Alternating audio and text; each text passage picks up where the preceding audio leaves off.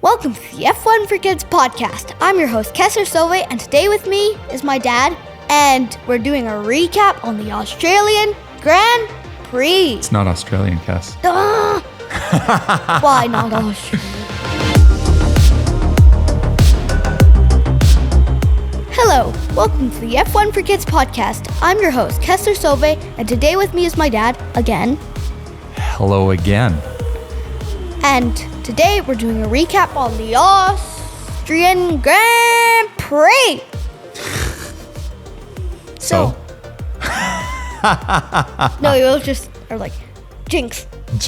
What did you think about the Austrian Grand Prix? It was pretty cool. A lot of track limits, and it's a sprint race weekend, which I like because it's extra stuff. That's right. So the weekend format's a bit different during a sprint weekend than it is during a regular race weekend, right? Yeah.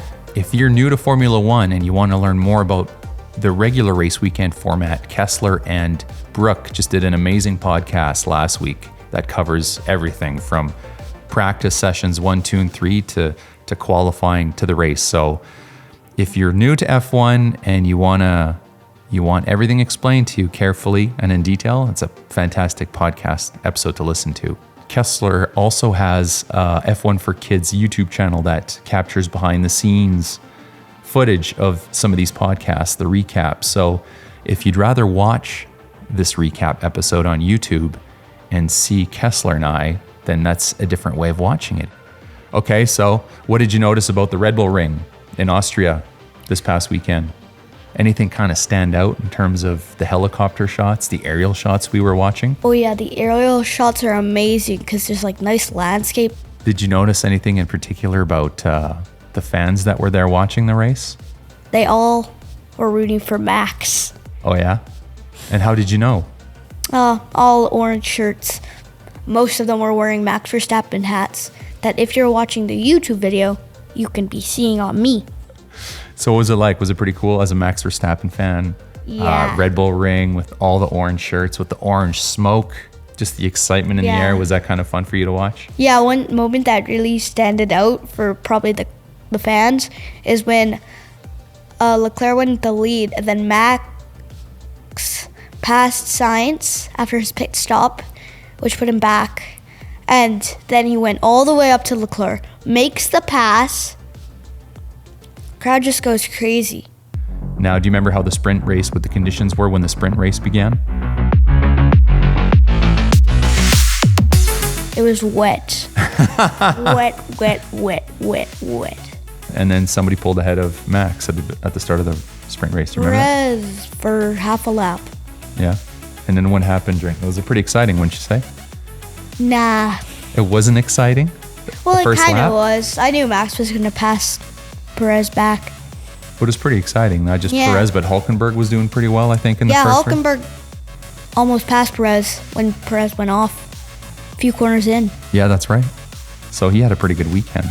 I mean, he didn't finish great because I think the race pace with Haas isn't that great, but I think Nico Hulkenberg as a driver did the best he could with the car he had. And, for the sprint qualifying and the sprint race, he did really well. Yeah, he started in third for the sprint race, and I think he finished sixth. Yeah, he gave up some positions, but I don't think that's because of his driving skills, but more of the car he's driving, right? Yeah. Haas is a pretty good car if you compare it to some of the teams that are maybe below fifth in the standings. Yeah. But sometimes it's kind of hard competing with the top teams. Well, yeah, I think they were interviewing Alex Albon this weekend, and they're asking how he felt about his results. And he made a good point that, when you take everything into consideration, there's Red Bull, Ferrari, Mercedes, Aston Martin. That's 8 cars right there. So everyone else is pretty much fighting for 9th and 10th place. So if any of those mid-tier teams like Alpine or McLaren or Williams could grab those spots, it's a pretty big deal, right? So for Hulkenberg to do that well in a Haas, which is kind of a lower tier car, pretty impressive. Alpine does it quite a bit. Maybe the McLarens too. What was the big story this weekend, Kes? Oh, track limits.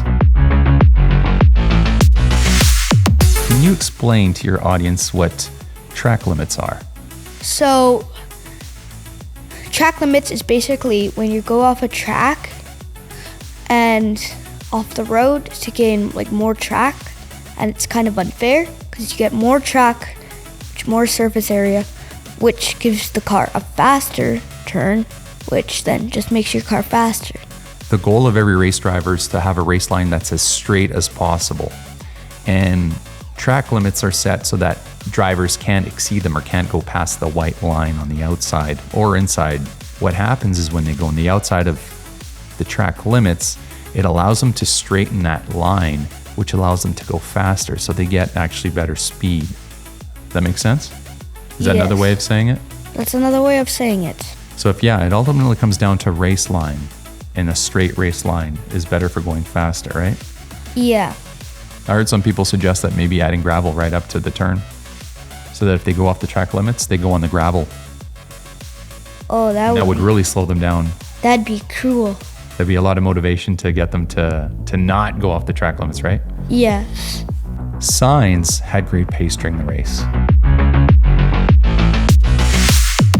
He was right behind Leclerc. Do you remember that? Yeah. And he was radioing in that he wanted to. He was hoping the team would allow him to go by, right? Yeah, and that would have actually probably helped because if he went by, he had faster pace, which when they did the double stack would have left more time. Yes, that's right. And when drivers go into the pits, how long does the car actually stop for while they're getting their tires changed? From about 2 to 5.5 seconds. What would you say the average is of most of the cars? The average is about 2.5, 3. Okay, and then when they double stack the Ferraris, what were those times, do you remember? 4s? Yeah, 4.5, 4.6. Wow. Yeah, so how do you think Sainz felt after being on the tail end of that double stack, having to wait for Leclerc a bit? I'm mad. What did he do when he came out of the pits though? How did he perform? Really well. That was some of the best racing I think I've seen him do all year. Yeah. Maybe we need to see more angry Sainz on the track racing. He's just going. He's just whizzing past Russell. He's whizzing past Perez. Did he pass Perez? He passed Perez. He made his way all the way up to third. Then Perez finally got the third spot. So imagine had they let Sainz move up ahead of Leclerc when he had more pace, and then they did double stack, but they had that buffer in between them. Do you think Sainz might have ended up doing better in the final standings? Yeah, I think it would have been Max, Sainz, either Leclerc or Perez. Okay, so you think Sainz would end up in second place? Yeah. All right, Kesler, with about 2 laps left in the race, something kind of interesting happened. Do you remember? And do you want to tell us about it? Well, Max was ahead by a lot. Do you remember how many seconds? 25 seconds? I was about right. Yeah, I was going to say 24 to 26 seconds. I'm not sure exactly how many, but 25 is a very good guess. Yeah. And he put on the softs to get the fastest lap. The fastest lap? Yeah, which is an extra point if you're in the top 10. And why was that so exciting? And why did that stand out for you? Because it was very intense. Like, if something happened, he could not be getting first. And what does that say about Max as a competitor when he's willing to take that kind of a risk for just 1 point? He trusts his pit crew, and he really wants every point that he can get. What was the gap when he got out of the pits? 3 or 4 seconds, I'm pretty sure. So Leclerc was right behind him. Mm-hmm. Well, not right behind him, but when it comes to a Red Bull car, that's usually pretty as close as you're going to get, right? Yeah. How are Red Bull cars performing compared to all the other teams' cars? Just out of the park. Are they still dominating? Yeah. Speaking of Red Bull, I also think they're bringing upgrades to Silverstone too. Oh, really? Yeah. So they might extend their dominance. Yeah. Oh, geez. Well, that makes you happy because that's your team, right? Yeah. I had a Red Bull tattoo, but it washed away before I could do the podcast. Do you think some of the upgrades that the other teams bring are going to make a difference, or do you think Red Bull's still going to dominate? Red Bull's still going to dominate is my opinion, but some of the other teams might be getting a bit closer.